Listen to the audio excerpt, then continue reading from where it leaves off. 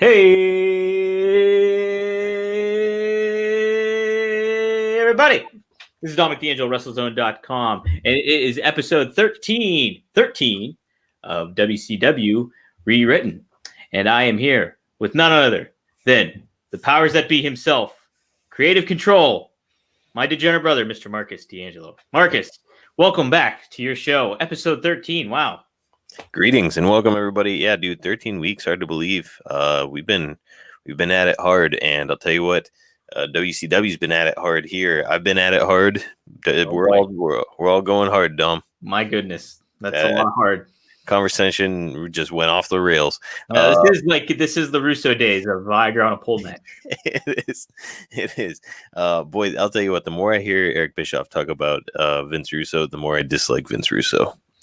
That's great. I need to start listening to that a little bit more. Oh my goodness, it's just like unbearable, dude. I don't know. Who knows? Maybe he's a wonderful human. I've never met him. Hey, I go by the Conrad philosophy of be nice to people that are nice to you. Hey, Conrad's got it right, dude. You know, if somebody's kind to you, then why not be kind to them back? Doesn't cost you anything to be nice to somebody. Hey, Mark, by the way, we're live and people are joining in. This is it's like the highest numbers I think we've had yet so far that I'm seeing. So thank you for joining us, everybody. Absolutely. Yeah. Thanks for being here, guys. Hopefully I can deliver on the entertainment. Obviously, any feedback you guys have, you're welcome to chime in here in the comments. You can send us personal messages on our Twitter. You can find me on Twitter at Marcus P. DeAngelo. You can find this podcast, WCW Rewritten, on Twitter at WCW Rewritten. Dominic, go ahead, do your shit, and then we'll get this thing rolling. Yeah, you can follow me at Dominic DeAngelo on Twitter. You can follow WrestleZone on Twitter at WrestleZone.com. Go to WrestleZone.com for all your wrestling news needs. And yes, Marcus, how did you like my little graphic I made today? Huh? I thought it was pretty slick. I think Bryan Clark liked it too, Dom. He did like it. If you guys haven't seen it, well, you might have if you're tuning in. But yeah, I put Bryan Clark in the NWO and gave him those Hollywood Hogan lightning bolts going on. So yes, Marcus, are we going to see a good deal of Mr. Clark here today? Mr. Clark does make an appearance, and guess what, Dominic? He's fed up with Goldberg's bullshit. Well, hey, you know what? Let's get to it. But before we do, it's always customary for us to read what happened on the original date of this Monday Nitro, which was March 2nd, 1998. The Ides of March are occurring. Marcus, where did this occur at? Tuscaloosa, Dom. Way off. I don't know where. Our old stomping grounds, Philadelphia, Pennsylvania. But not at, what was the Wells Fargo Center, but the legendary Philadelphia Spectrum. This occurred at a lot of degenerate moments happen in that venue, Dominic. Marcus, is there this is like the start of like WCW going into some big name areas, right? Like, I mean, we're up until this point. I mean, we had the Cow Palace and certain things like that, but it's been some we've been in North Dakota, we've been in Iowa, and just these random, the Kmart Plaza over at right by the roller rink, Yeah, to this point, WCW had come a long way from working at Disney MGM Studios, in 1996. I think, Eric Bischoff himself said on 83 Weeks that, when you book a venue during that era, it was something like 6 months to a year in advance, you'd book this venue. So it sort of makes sense that they'd be working bigger buildings now, because 1997, they were red hot. At this point, they're white hot. So I'm guessing 1997, Eric Bischoff or whoever was in charge of booking buildings, it actually wasn't Bischoff. The guy in charge of booking buildings was like, hey, we could probably fill some really enormous arenas. And they did. Yeah, man. Well, hey, let's run down the card here real quick. Very different from what you'll have on here. So it started off, Chris Benoit defeated Riggs.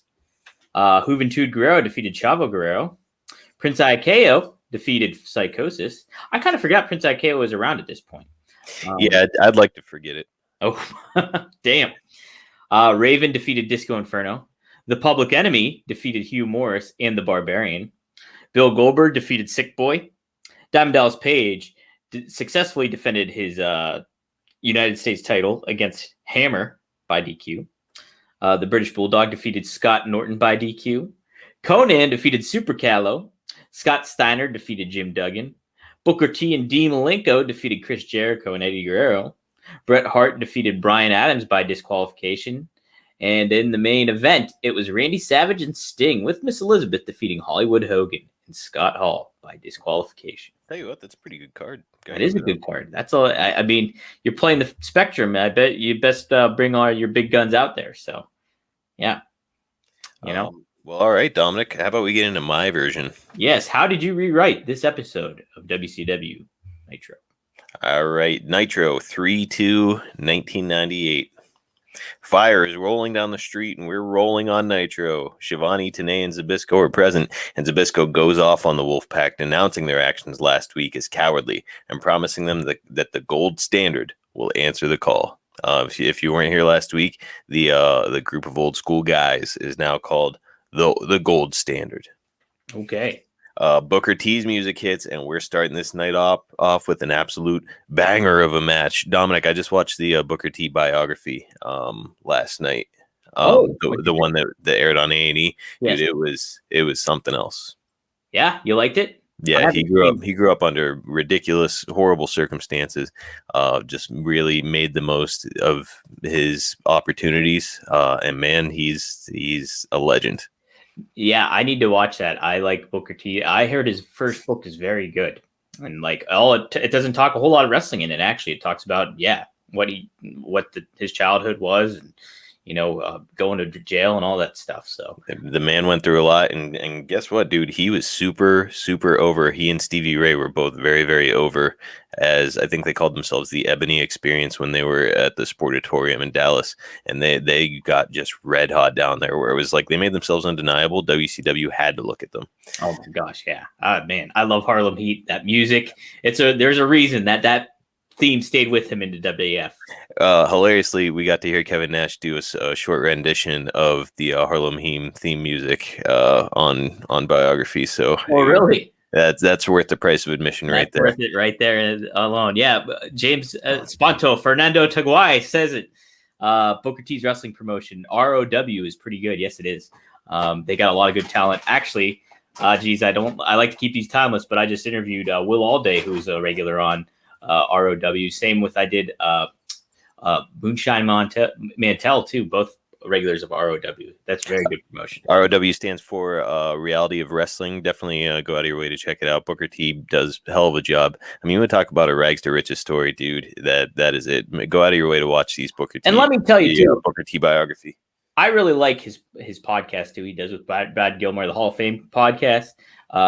He always gives good perspective, good insight. Guy, the cool thing about Booker is he does not take shit seriously, but he doesn't he just gives a set back attitude towards it, where it's just like, this is what it is, straightforward, and this is how he feels about it. Like, boom. It's just, and that's what you like from Booker. Booker's the man. Right. He's an adult in the room, no matter what's going on. Just hell of a guy. Nate Johnson said it too. Book truly has one hell of a redemption story. Absolutely, man. Unbelievable. Let's get moving on this opening match. So if you remember, guys, last week, we have set a best of 3 series between Booker T and Kanyon, and the TV title is on the line. So this is match 1 in this best of 3 series. Kanyon comes out next alone for once, but he's flicking that Zippo open and close, and he's staring at Booker with bad intentions. Can't you just see Kanyon being crazy perfectly? Yes. With like insane expression on his face. He would just absolutely nail it. Oh my gosh, yeah, absolutely. And these two would nail this match. In this era, they were 2 of the best workers in the world, bar none. Throw Shawn Michaels in there. These 2 they could go with them. I guarantee that they'd be able to keep up with HBK. We can picture what kind of a throwdown this match would be. Near the end, Kanyon is going to have the advantage, and he's going to go under the ring and grab the gas can. The ref is going to be yelling at him to stop, but he is ignoring it. He pushes a gas can into the ring. He rolls in after it, but as soon as he stands up, bam, super kick from Booker T. A Booker T stand. He follows that up with an axe kick, and Booker T gets the victory. So Booker's going to be standing over Kanyon after having his hand raised, and Canyon's kind of just coming to. And when he looks up at Booker, Booker holds up one finger, and he's saying to him, up 1 in the series. I like it, man. Good visual, Marcus. Way to paint the picture here, man. Hey, got to, Dominic. All right, next we go backstage, and this is a classic WCW thing, right? The limo rolls up, but it's not the NWO coming out right now. It's the Wolfpack coming out. Hall, Nash, Six, Hennig, Rude, and Conan are all pouring out of the limo. Tony tells us that when we return from commercial, these men are slated to come to the ring to speak their minds. When we return, Scott Hall is already in the ring with Mike in hand and all the men surrounding him. He sees a red light go off, and he goes to work. Hey, yo. I feel like that's my best impression. That's pretty good. Yes, your Scott Hall's pretty good. And I'm envious because he's my guy. So. Last week, we did WCW and all the fans a big favor. We took out the trash that's been lying around in this business for long enough. Well, tonight, me and Big Kev are going to finish the job. Tonight, we want you, Nature Boy, and your goof of a friend, Steven Regal, in a tag match. And just like I did with Zbyszko, Flair, I'm going to embarrass you and expose you for the old man that you are. Hall hands the mic. Mop you up. Carve you. Yeah, carve you up. That's what it is. Hall hands the mic to Nash, but Larry, of course, and Larry would always do this. I love Larry Zbyszko, but he would never hesitate to put himself over ever on Nash on like live television. Larry's going to remind us that he did in fact beat Hall whenever they squared off. So Hall's full of shit. All right, this is Nash now. Regal, you bit off more than you could ever hope to chew when you picked a fight with me. You and Flair put me through a table, and you can bet I haven't forgotten it. Last week was just the first in many receipts. I plan to get back to you, Regal, and tonight you'll get another one. Kara Hennig has the mic next. And Tully, don't think that I forgot about you. You cheated your way to a win against me and Conan at Super Brawl, but tonight your luck has run out. Tonight, you're stepping in the ring with Conan, and if there's anything left of you when he's done, I want you at Uncensored. The Wolfpack is going to send you and all your buddies home to the retirement home where you all belong. Oh, damn. The Wolfpack leaves as Ready or Not plays, and the announcers run them down. Those bastards. Stick up for yourself. What's the topic? We are doing WCW Rewritten, so it's from March 2nd, 1998. We started at Starrcade 1997, and we've gotten to this point. So if you're behind, I recommend you catch up. Catch on up. Yeah, we don't do the old last week on WCW Rewritten. That just ain't gonna happen. Restless. So go back and check it out. Kevin Davis, what's up, man? Thanks for joining us. Yeah. All right, next up, Goldberg comes out, and he's squaring off against 2 unknown jobbers. I didn't feel like looking up 2 jobbers, Dominic. Marcus, you didn't do your due diligence. Look, it doesn't matter. It's 2 enhancement talents, Dominic, and we're doing the classic, old-fashioned Goldberg. Can I just pick? Sure, pick 2 jobbers. If you can name 2 jobbers right now off the top of your head, I'll apologize right now to you and everybody in this chat. All right. Hey, how about Lash LaRue and how about Lodi, who's not in the flock right now? You know, when I say jobbers, I'm picturing more like T. Ranchula. We love the guy, but T was an enhancement talent back then. Okay, you're not going to call Lodi a jobber? Of course he is, but he was also featured on national television, so I don't know that he counts as an enhancement talent. I think he could enhance very well. All right, fine. Well, I apologize then. All right, and so, you know, we're just driving the storyline forward between Goldberg and, I almost said Wrath. Oh, shit, my dehumidifier. Hang on. Oh, vamp. The dehumidifier makes a run in, man. So Goldberg, the lack of professionalism. How many handicap matches did Goldberg have on his streak, kid? Was there some? Yeah, I think that he got to the point where he was squashing 2 dudes at once, if I remember correctly, but I don't know. He's doing it now. Oh, Mike Iron. That's a good name. That's a name I haven't thought of in quite a while. Nate Johnson is saying Alex Wright and Ralphus or whatever Jericho's bodyguard is. Alex Wright is in Runway Royalty, sir. Marcus, no route you're taking with him. It might be an answer talent soon enough. Come on, that's a good gimmick. Oh geez, now I lost my spot. Anyway, it's just going to be a fast match. So we're just trying to enhance the storyline between Goldberg and Bryan Clark. On his way back up to the ramp, there's going to be a planted dude in the audience with a NWO sign. Goldberg's going to take it, tear it in half, and then tell the camera, "You're next." Oh boy. When we return, Shivani is hyping the night when he's interrupted by the NWO music.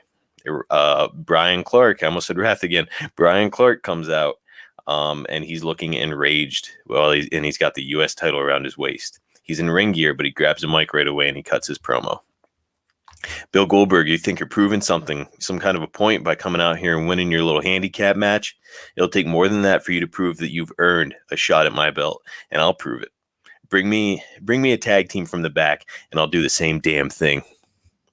High Voltage Dominic is back on WCW Monday Nitro. We're wasting live TNT primetime television on High Voltage, but it's for a good cause. So High Voltage comes out to the ring, and we're underway. This one is going to be short as well, but Wrath is going to take multiple shortcuts on the way, raking eyes, choking his opponent in the corner, low-blowing chaos. Not Kenny Chaos. Oh, he is low-blowing chaos here for the finish, and then he's going to nail him with his death penalty and get the victory. The death penalty was the original rock bottom. Look it up. It was, Bryan Clark was like, 6'8" or something crazy like that, so that's a long way to drop. So he's going to stand up looking smug, and he's grabbing the mic. You see that, Bill? If you want your shot at the belt, you're going to have to do more than that. I decline your challenge until you've earned the right to step into the ring with me. Clark leaves the ring, and the announcers admit that he looked impressive against his two opponents as they wonder what's next for Goldberg on his quest to capture WCW Gold. Mm-hmm. All right, the final match of the first hour, Dominic, is going to be kind of a longer one just because it's featuring none other than the Hitman, Bret Hart. And he's out here for his match against Hector Garza. If you remember last week, Eddie Guerrero said, hey, look, Hart, if you want a shot at me, you got to go through some of my guys first. So let's see if you can get past Garza. Maybe I'll throw you another bone. So Hart is going to come to the ring alone, but Eddie is going to be in Garza's corner. It's like I just turned into Kevin Sullivan. All that Boston accent getting you. All right, let's take a break and read some of these. James is asking, have you given Goldberg his New Japan Pro Wrestling finisher, combination one-handed spine buster and choke slam? Yeah, I've had him do that to somebody already. I can't remember who it was. Dominic, do you remember? I can't remember. It was a couple weeks ago, and I feel like it was a larger opponent. But like after seeing him do it to Brock Lesnar when he was a few years older than this, I was like, Goldberg could probably put up just about anybody with that. Yeah, there's not a lot of people he could not put up. Just an absolute savage of a human. We love Goldberg. I know the rap on Goldberg. I know he's green. I know he has a tendency to hurt people. I know he has a tendency to hurt himself because he's so amped up. But I love him. There's a reason that he got a pop and he was over. There's a reason. He has something that you can't pay for. It's something you can't just manifest in somebody. You can't train somebody to have what he has. He was just born with it. Yeah. And he came to the ring and put it on display. As I'm looking at the our background here, which is WCW NWO Revenge, I'm thinking about how much damn fun it was to play as Goldberg on that game. I bring this up. I probably brought this up in the first episode of this. It was you defeated me handedly. No, I was Goldberg, and you were Chris Jericho, and you defeated me handedly in like 3 minutes and 30 seconds. I will not forget that. See, I don't even remember that. It left an indelible mark on your soul. We got WCW NWO Revenge for Christmas, 1998, obviously. And I remember firing it up. I'm like, I'm going to be Goldberg. And Marcus was Chris Jericho. Cinching that lion tamer, and Goldberg tapped, man. James is saying, what do you think of this name for a faction, Lucha Mafia? I mean, hey, down the road, I don't see why not. It's especially because a guy like Rey Mysterio, he was getting like kind of edgy there near the end of his run. He was with the horns on his head? With the horns and the suspenders. So I don't know. Maybe we'll see. We'll see how things progress. I've basically got 1998 completely mapped out of my mind, and then after that, dude, it's the Wild West. I'll figure it out. Fucking Gato in New Japan. That's it, dude. So far in advance. All right, so Eddie's gonna do all that he can to distract or trip Hart throughout the course of this match, but Bret's gonna show his savvy by constantly getting out of each situation. Finally, though, when we get to the finish, Hart has got Garza locked in that turnbuckle figure four, but Eddie has seen enough. He comes up and he nails Hart with a chair, and Bret Hart gets the DQ victory. Hector's gonna get up and he's gonna grab a chair as well, and they're just gonna start whooping just whooping on him like crazy. Hey, don't do that there. Do the Hitman. But the Bulldog is going to run down and he's going to make the save, and those two Los Latinos members are going to scatter as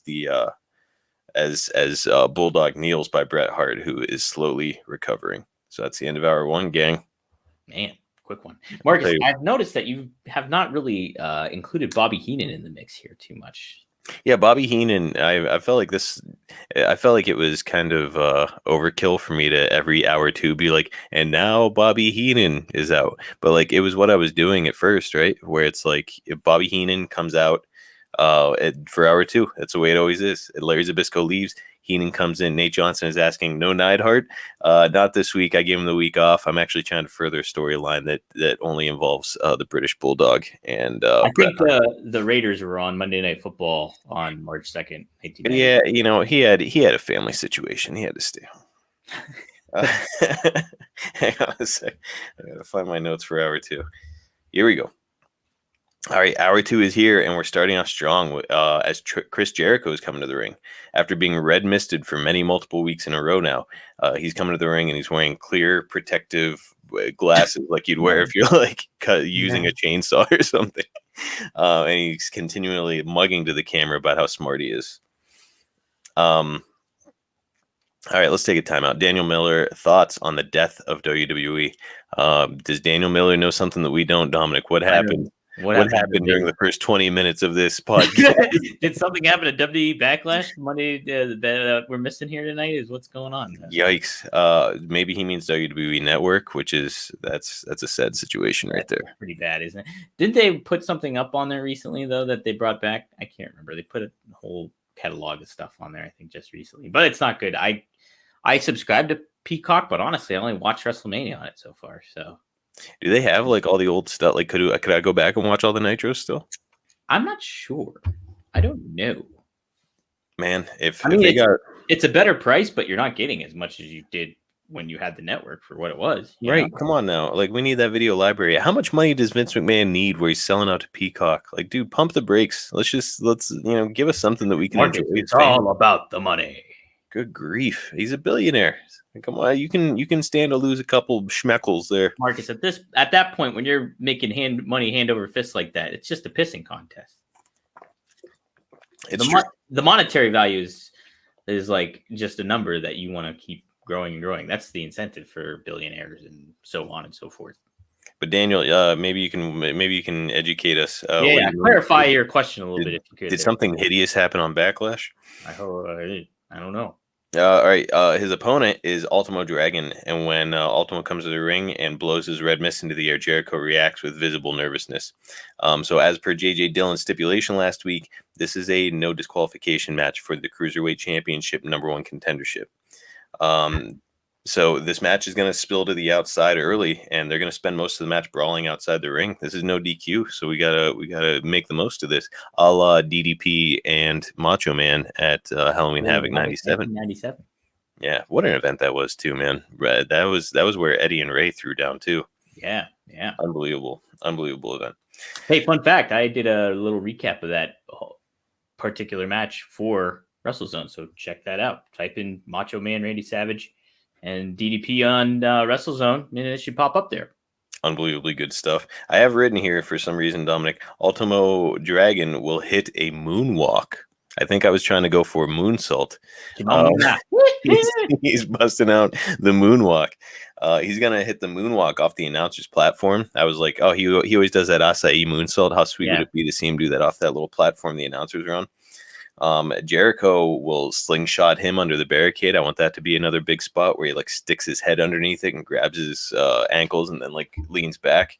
So I think that would be a fun spot. But just like style. Yeah, these two are just being nasty to each other, trying their best to one up one another. The comedy spot is going to be when Jericho is he's just constantly checking to make sure that his glasses are still in place so he can't get red misted. But finally they're just going to be exchanging punches in the ring, and Jericho looks like he's starting to get the better of it, where it's like, okay, he hit one and Ultimo's not coming back, hits another one, Ultimo's fading, but then Ultimo's just going to reach up, pull down Jericho's shades and missed him instead of throwing another punch. Where am I? Jericho will sell being blind, and Ultimo is going to try to take advantage. Ultimo is going to set Jericho up between his legs for the running sit-out power bomb, but Jericho is going to pull his legs out from under him, drag him to the center of the ring, and lock him into the Lion Tamer for the submission victory. As Jericho is having his hand raised and selling being blinded, we go to commercial. So Chris Jericho is the #1 contender for the Cruiserweight Championship. He'll be meeting Juventud Guerrera at Uncensored. Marcus, what is Uncensored sponsored by? Probably Castrol GTX, Dominic. But right, I'll get on that. I'm just guessing. No, that's what we're gonna do every time a pay-per-view comes around. We're gonna get one of those classic sponsors, and I'm gonna spruce it up. It's been a while since I made Mean Gene say like presented by Snickers. You got to make it. You got to plug it. Mean Gene's got to get that in. Got to get the hotline in. Got to get all that. Got to get Mean Gene's shit in, pal. Dominic, speaking of Mean Gene, when we return from commercial, Mean Gene is standing by with Eddie Guerrero. Behind Guerrero are Garza, La Parca, and Chavo. Marcus, real quick. Nate says the Juventud, Jericho, and Ultimo Dragon storyline is one of your favorite storylines you got. Oh, dude, thanks, man. You know, it's Jericho was just so good with comedy. I was like, we have to have something fun like that going on, and him getting red misted constantly is just a blast. But I don't know. I mean, that kind of felt like a blow off match between he and Ultimo to me. So it's this red mist gimmick might have run dry, Dominic. That well might be dry. You might have to kind of, maybe for this storyline or shtick, but I think maybe it's something that we should keep along with Ultimo, right? Well, tune in next week. You son of a bitch. Eddie Guerrero, Bret Hart was victorious against Hector Garza tonight, and I believe that you said that if he could get past Garza, he could have a match with you. Will you be a man of your word and give Bret his match? Gene, he didn't beat Hector. It was a DQ. That doesn't count as a victory, and therefore he doesn't get a match against me. Next week, if he wants to try his luck again, my man here, La Parca, is ready to step up to the plate and put that washed-up loser in his place. Bret, Bulldog, and Neidhart. Never mind, Neidhart is here. I forgot I included him. Fucking liar. Hey, there you go, though, man. He's back. I even came up with good cover for you and everything, and you blew it. I'm sorry, man. Bret, Bulldog, and Neidhart running from off screen and start beating up the members of Los Latinos. Eddie runs away, leaving his men to fend for themselves. And after his comrades are down, Bret Hart looks angrily in the direction Guerrero ran off to as we move on to the next segment. So, man, Bret Hart, he might be. See, Nate saying, why wasn't he in for the save? I don't know, dude. It was just Mark. I got no excuse. It was a writing gaffe, gaffy. Whatever that word is, I think it's gaff. Jaffe. That cannot be correct. Rio Kid, hi, what's up, man? No, yeah, I screwed up. So let's just a plot hole. It happens on this. You know what? Hey, here's what happened, Nate. Neidhart was taking a shit while this running was going on. He was dropping some heat. Yeah, Bulldog was like, "Come on!" He was dropping some nitro. Bulldog was like, "Come on, mate, we have to go." He's like, just go without me. He's just fucking go, dude. So I'm not even halfway done. So yeah, I didn't screw up. He was taking a dump. All right. Up next, we've got Conan taking on Tully Blanchard. With Conan is Kurt Hennig and Rick Rude, but Blanchard isn't alone either, as he has brought with him Dean Malenko and Arn Anderson.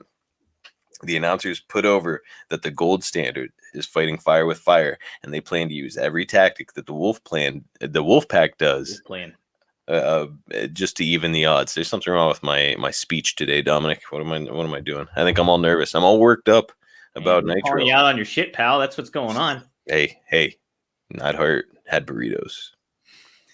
It's a frozen. He went to Tony Luke's in Philadelphia. right, and he's being punished now. Because the odds are even, this is just going to be a straight up match at first. Signs of the Wolfpack wanting to interfere, but they back off when members of the Gold Standard start to come around the ring. Blanchard and Conan would have put on quite a show in this era, would they not? Oh yeah, absolutely. I mean, Blanchard still had it, I believe, at this point. And dude, Conan easily in his prime during this era.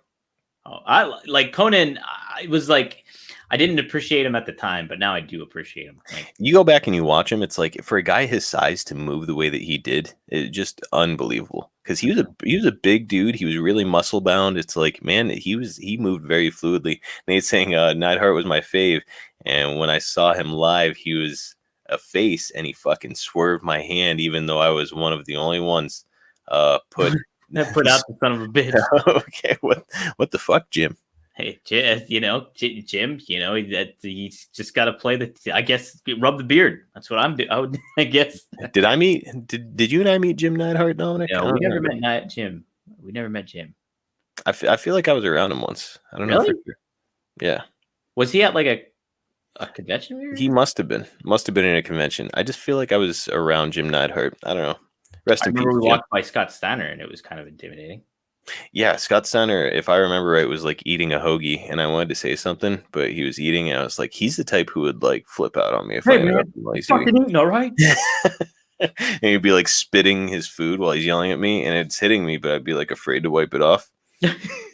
All you'd be thinking is Steiner Rise playing in your head. Right. I'd be thinking about what he and his brother did to poor Butch Reed. If you don't know what I'm talking about, look it up. It involves a bundle of Sharpies. Goodness. Anyways, I'm getting lost here.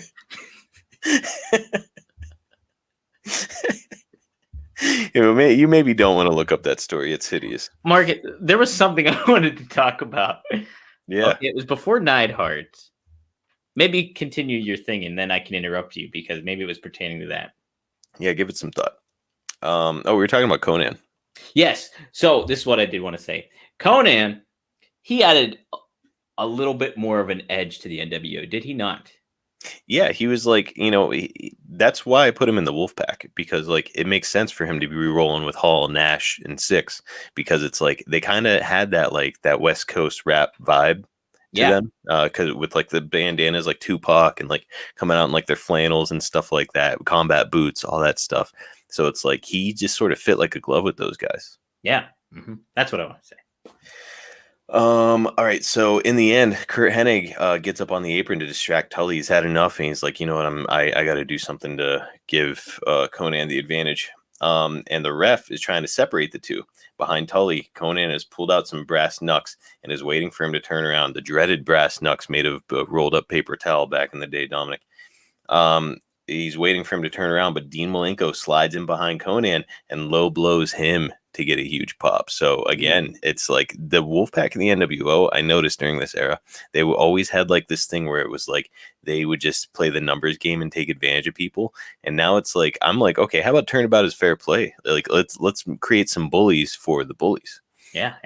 So I if you're associated with Ric Flair, he's the dirtiest player in the game. So that's it. Why can't Dean Malenko low blow this guy? He was about to use brass knucks. Low blow is pretty. It's brass knucks. If you hit somebody right, you could murder them. So I feel like a low blow is like taking it easy on him. And it's a foreshadowing to what we learned about William Regal later on. Hang on, Nate. Seems like he's got a banger of a story right now. Mark Henry almost lost his shit on me because I asked how he lost so much weight, and he said he stopped eating burgers. I was like, out of all the wrestlers, he was the one I wouldn't fight. Just solid muscle every inch of him. So I said, okay, and let it slide. Yeah, basically anything he would say to me, I would let it slide. Probably a good idea. Yeah, I mean, right. The world's strongest man wasn't just a nickname. Right. You know how like you pick up like an old dried branch and you break it over your knee and you feel like you're tough. Like I think if he was motivated, he could do that with like a human arm. So let's not upset him. If I met him, I'd be like, hey, you are in tremendous shape, and just leaving it at that. You look good. Hook 'em horns, baby. Mm-hmm. That should be Scott Norton versus Mark Henry, right? I'll tell you what, I wish Mark Henry had gotten released at some point so I could add him to WCW. I don't wish that on him. I'm glad he was in WWE. That's an awful thing to say. I don't want him to be released, for crying out loud. Anyways, the low blow happens. In the meantime, Rick Rude and Arn Anderson have been jawing on the outside, and Rude attempts to sucker punch Arn, but Arn blocks it and lays him out with a punch. The ref forces Kurt off the apron, and Tully turns around to find Conan doubled over. He hits him with his slingshot suplex and pins him for the huge victory.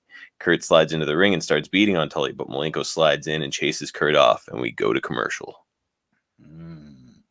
All right, when we return, we've got a segment that I had fun rating.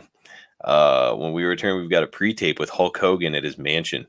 He's sitting in a hot tub, and he's doing one of those classic cut-up NWO promos in black and white. He's joined in the hot tub by Bubba the Love Sponge's wife. I'm just kidding. He's in the hot tub alone. Well, he's got a Miller Lite. Yeah, A bucket of Miller Lite floating in the hot tub. Certainly, he has a Miller Lite. Hey, dude. I feel like he was a Coors guy. I don't know. He was Miller Lite, man. Oh, he was. Yeah. All right, so I'm not doing like a Hogan promo, because if you remember, these black and white like NWO style commercials were like very cut up. So I'll just tell you what he's saying. He's bragging about how even though he's already changed the wrestling business and made his millions, he still has one more thing he wants as part of his legacy. He wants to end the career of Sting. He promises that he will do just that in Uncensored. Hogan gets out of the hot tub and he grabs a white towel. As he unfolds it to dry off, he looks like he's seen a ghost. He holds out the towel, and written on it in black is "Welcome to the Jungle, Hollywood," and it's signed Sting at the bottom. Hulk demands that the camera be shut off, and we end this segment. So Sting creeping around in Hogan's house while he's not there. Hogan wasn't naked, was he? No, he was wearing his red Speedo that he tans in, Dominic. Okay. But you couldn't see that, though, because it was black and white. Right, exactly. Okay, the main event is here. And the Outsiders taking on Regal and Flair. What a great main event this would have been back in the day, Dominic. Both of us as chubby, young, hairless boys would have been very excited. Italian boys. Great storytelling. Thanks, Nate. I appreciate it, man. This match is to further the storyline developing between Hall and Flair and Nash and Regal, respectively. So this is going to be a classic Outsiders tag team match, dude. Like back in the day, I think that they were the best tag team in the world in this era. Oh man, so much. I mean, obviously we lean towards the Outsiders, so it's like. But it's like the way that they did stuff, they kind of had a formula for all of their matches, and it always worked. Like obviously they did the obvious formula, which is cut off the ring. But kind of the stories that they would tell, they told like a bunch of mini stories in all of their tag team matches. I noticed. You can tell I've watched hours of their stuff because I kind of know every beat of it. Where like they do the abdominal stretch spot where Hall's got somebody in an abdominal stretch, and Nash reaches out and he holds his arm back. Yeah, that was a great spot. But like when the ref would turn, Nash would just like, he had those long arms, so he would just like lean back and he'd be like, look, I can't even reach him. And he'd like reach like a normal person, like, how could I be cheating? I can't reach him. Like he'd be doing that to the ref. And then finally like the ref would bust him. One of my favorite spots that they would do in these matches is like when somebody tagged in that Hall didn't want to be in the ring with, Hall would like spit on him and then just like back up to the corner and tag Kevin Nash in, which was always just amazing, hilarious, great stuff. And yeah, I mean, so they had a bunch of these spots that they did throughout their matches, and it was always great. Yeah, man. Let's see now. For the finish, I forgot to say that they are going to be cheating often, which I guess is the point I made already. For the finish, though, Nash is going to set up a table on the outside. He's looking for revenge on Steven Regal. He's sick of this garbage. Nash is going to be setting up a table on the outside, and then he goes and he's climbing back up on the apron to come in and get after Regal. But Regal is going to be back on his feet by this point. He's going to come running over and drop kick Nash off of the apron and through the table. Oh boy. That being said, though, Dominic, a table is illegal. So the ref has no choice but to award the DQ victory to the Outsiders. Flair and Regal take the opportunity with Kevin Nash out, the heavy of the two, and they just start beating the shit out of Scott Hall. Just beating the damn dog shit out of Scott Hall. Six is going to run out to make the save, but here comes Dusty Rhodes. He's coming out around the side of the stage, and he cuts him off, and he goes to work on him with his elbow smashes. Flip flop and fly. I'm picturing Dusty wearing a denim shirt, jeans, cowboy boots, and just like, but the denim shirt like they used to give out in WCW with like the WCW Nitro patch, and it's like tucked in. He's got a black belt. Like, are the sleeves rolled up or the sleeves cut off? It's all the buttons are buttoned, even the top button, and the sleeves are not rolled up. They're buttoned. Yes, which is something that Dusty always did. You gotta look good, man. See, he did. He was sharp. But yeah, so he's beating up on, just whooping that ass out there. Yeah, baby. And so Regal and Flair have turned the tables on the Wolfpack, and we're gonna close the show with Scott Hall face down in the mat, and they've got a can of gold spray paint. What? And they spray GS on Hall's back for good gold stuff, standard. baby. That stands for good stuff. Yes, baby, and we go off the Gold standard.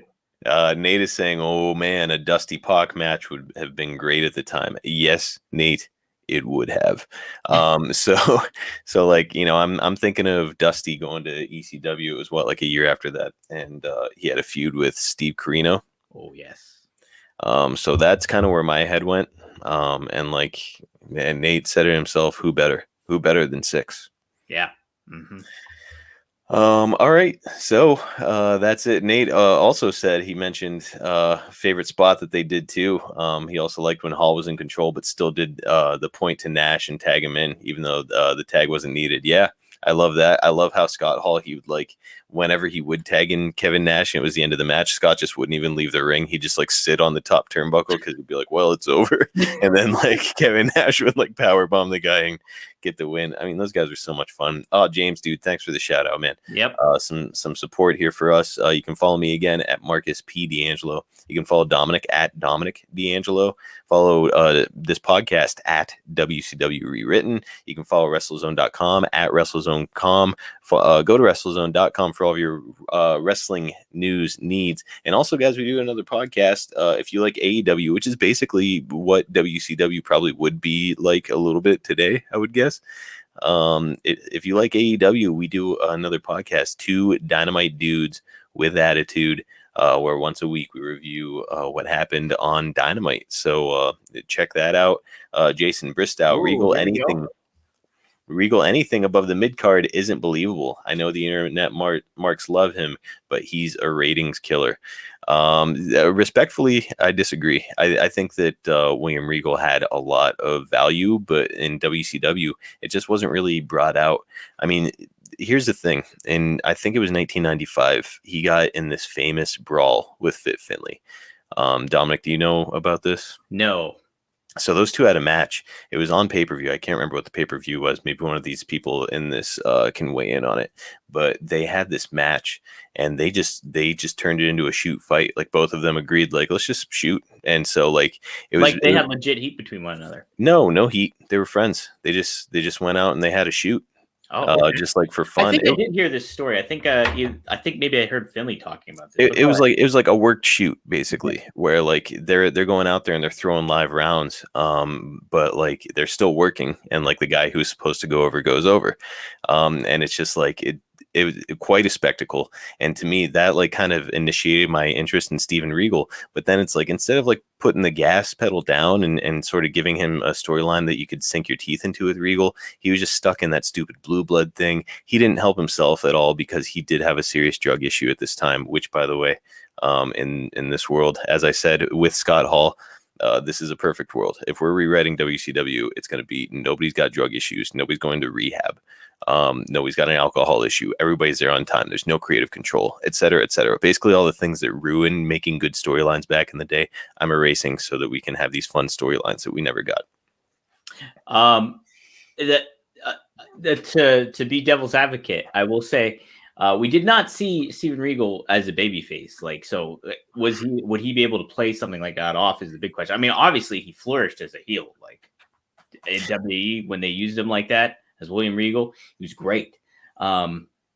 So getting across as a babyface, I had those apprehensions and questions too at first. So here's the thing. I think that if you put him in a position to succeed in whether babyface or heel, I think that he will. I think that he's the kind of guy who's going to take the ball and run with it. But like, what are you going to do when you're a blue blood and you've been coming out with like Bobby Eaton acting like he's British, even though he's not? He's like from the South. It was just like, it was a dog shit Italian stuff. Right. It was just a dog shit, stupid angle that he got stuck with. And the next thing you know, it's like he's gone. He goes up to WWE, and they kind of help to realize his actual potential. So no, I understand why Jason feels that way. I'm guessing that a lot of people do feel that way. But in this world, I'm saying like, hey, look, he was easily one of the best technical workers on the face of the planet at this time. Right there. Yeah. So let's get him in there. Yeah. Show his true technique. Like unbelievable worker.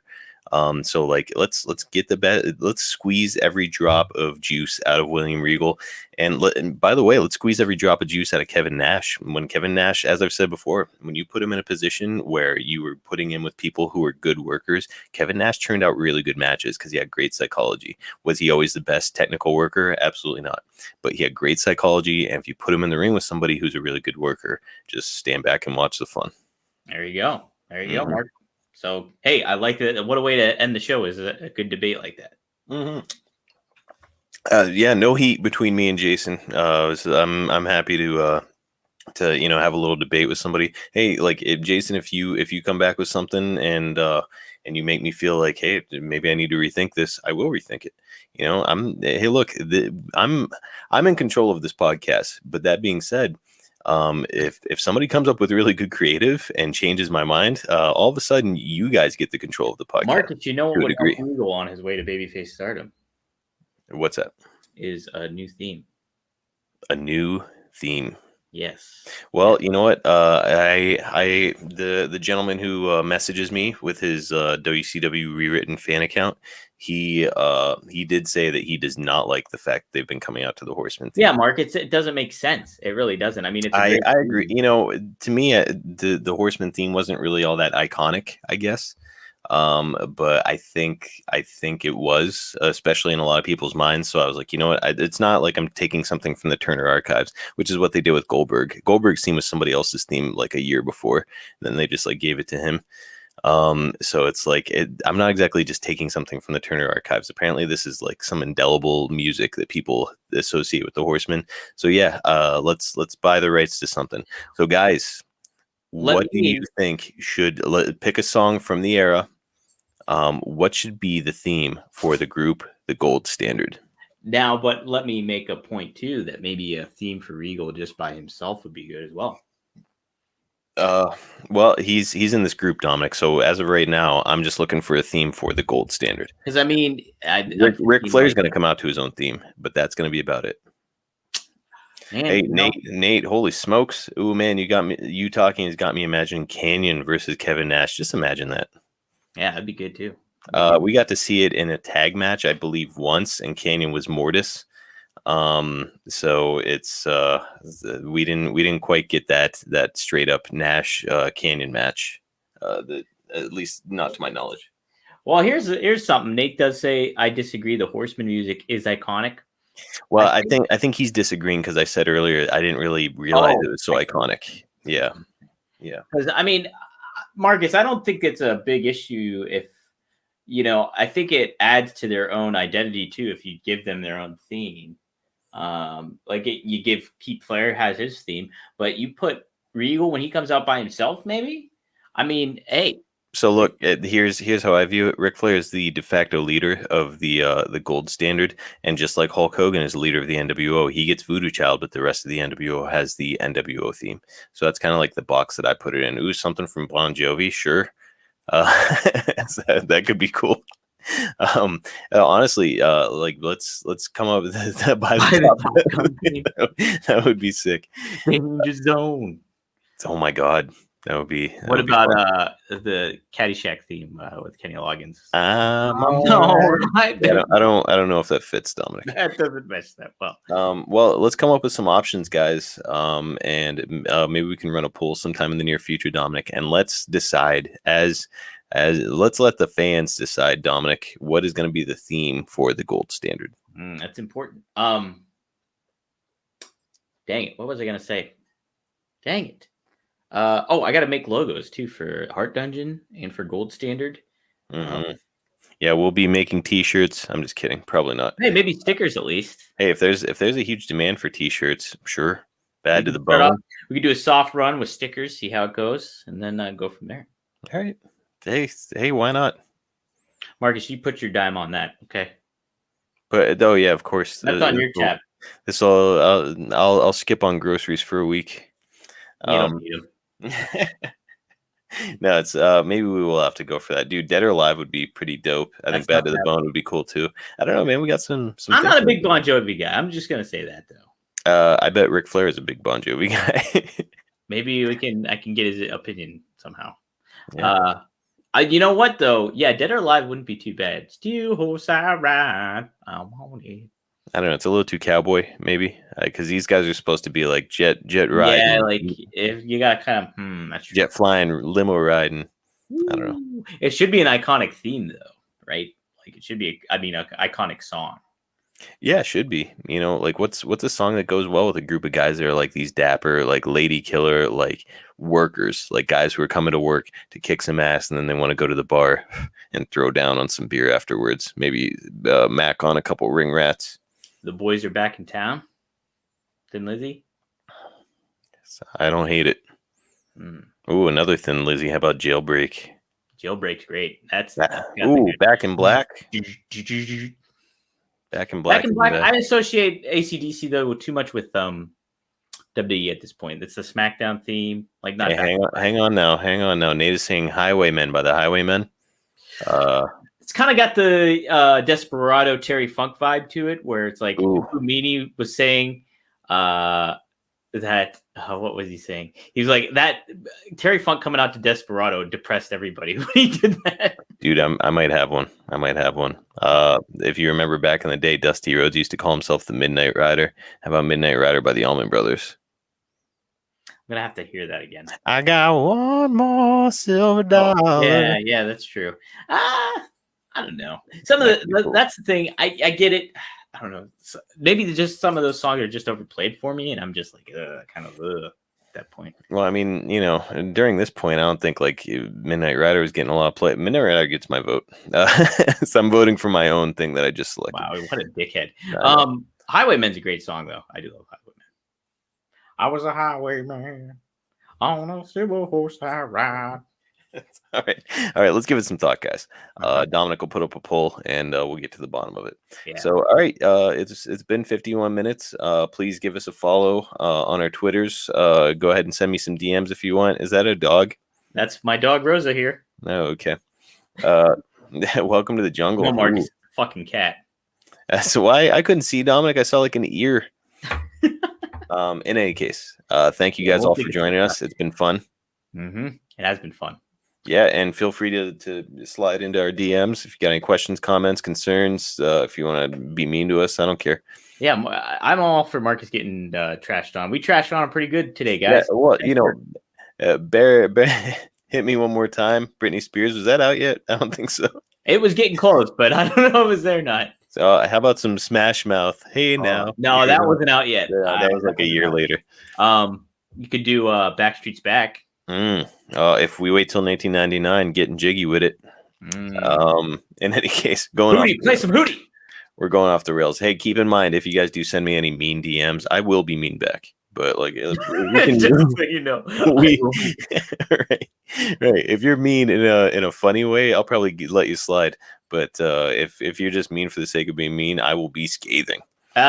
Don't send him some ham and eggs either, please. Yeah, you know, I really prefer, you know, even you saying that, Dominic, is not great for me. I feel like I'm going to be receiving some junk mail. A little bit of junk mail in the DMs. Yeah, not something I want. By the way, Dominic has never seen that picture of Brian Knobs' butthole. So you guys want to go ahead and send that to him. Got to hold up my reputation as a writer. Don't want to see Brian Knobs' old brown star. All right. Anyways, look up that story about the Steiner brothers and Butch Reed, and we're just gonna go ahead and sign off here. Hey, Steven Ringo coming out the Offspring. You got I'll take a little juxtaposition. Little balance of skills out here. Hey, Marcus, guess what though? We're out of time. The tape machines are rolling, guys. We'll see you next week right here on WCW Rewritten.